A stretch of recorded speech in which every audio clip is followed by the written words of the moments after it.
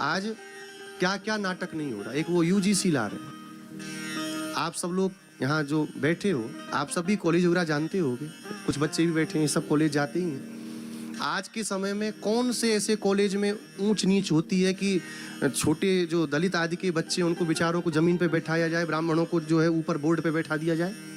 फालतू का केवल झगड़ा लड़ाने के लिए, केवल सवर्णों को नीचे गिराने के लिए ये केवल नाटक कर रहे हैं। आपको अधिकार देना, समानता का अधिकार दीजिए, कोई मना नहीं है। आरक्षण दे रखा है, आरक्षण की जरूरत जिसको उसको दो ना।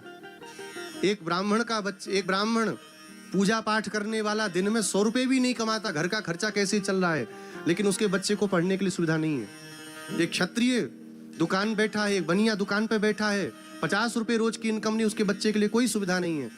और करोड़पति अगर कोई दलित आदि हैं तो उनके बच्चों को भी सब जगह आरक्षण देना चाहिए। बिल्कुल मैं कहता हूँ आरक्षण देने में कोई मना नहीं है, पर आरक्षण किसको दें? जिसको उसकी जरूरत है। दूसरी बात, आप पढ़ने के लिए आरक्षण दीजिए ना।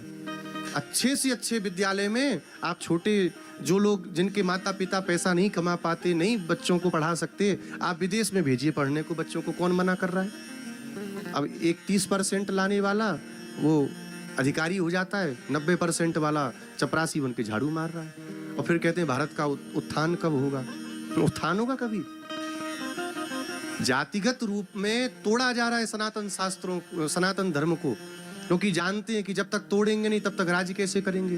अंग्रेजों की नीति थी ना, फूट डालो राज करो, और वही आज के नेता कर रहे हैं। कौन सी जगह पर ऐसा उत्पात किया जाता है आप बताओ? हमारे वृंदावन में, हमारे मंदिर में झाड़ू लगाने वाली एक मैया आती है, क्या बोलते हैं उनको? हरिजन है। हमारे मंदिर में जब भी भंडारा होता है उनको पूरा उनके घर के लिए मंदिर से देते हैं। वो आती है हमारे मंदिर में, जितने लोग उनको क्या कहते हैं पता है? मैया राम राम, मैया राधे श्याम, मैया कह के पुकारते हैं।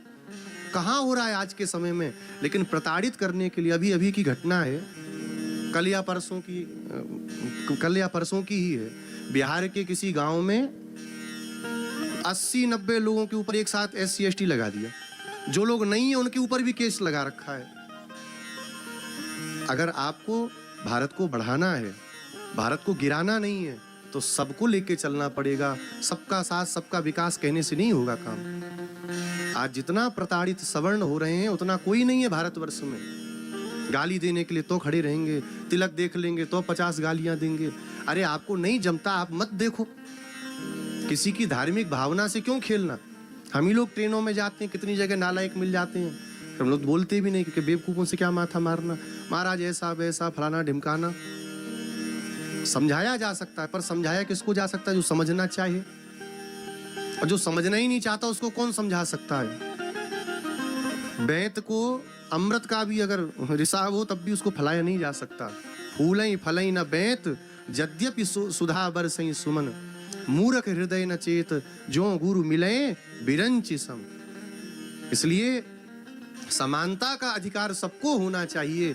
हम भारतवर्ष में हैं, भगवान राम का राज्य था, राम राज्य की परिकल्पना हमारे पूर्वज लोग करते रहे, धर्म सम्राट कृपात्री जी करते रहे कि राम राज्य आवे भारतवर्ष में। उस राम राज्य में कोई दलित नहीं, कोई पिछड़ा नहीं, सब एक समान थे। सबको एक साथ में बैठाया उठाया जाता। सबके अपने अपने कर्म बटे हुए हैं। अपने कर्म को करने में कैसी ग्लानि? अब पैर कहे कि हमको तो खोपड़ी बनना है, ऐसे थोड़ी होता है। हाथ कहे नहीं हमको तो पैर बनना है। एक पक्ष को बिल्कुल काट के अलग कर दिया जा रहा है। किसको? शूद्रों को। कहते हैं त्रैवर्णिक बहुत उत्पात करते थे, ऐसा करते थे, वैसा करते थे। अरे भैया ऐसा ही करते तो हजारों लाखों सालों से हमारे साथ क्यों था हमारा शूद्र वर्ण? क्यों नहीं अलग हो गया पहले? क्यों सदा सनातन धर्म में ये लोग अपने को मानते रहे? आज भी हम लोग देखते हैं भगवान के मंदिरों में, भगवान के उत्सवों में चतुर्थ वर्ण वाले जितना आते हैं, सवर्ण उतना नहीं जाते। ये आप भी देखते होंगे। कौन उनको मना करता है? आज मंदिर में आओ, बिहारी जी के मंदिर में लाखों लोग आ रहे हैं। कोई पूछ रहा है किस जाति के हो, क्यों आ रहे हो मंदिर में, क्यों घुस रहे हो मंदिर में?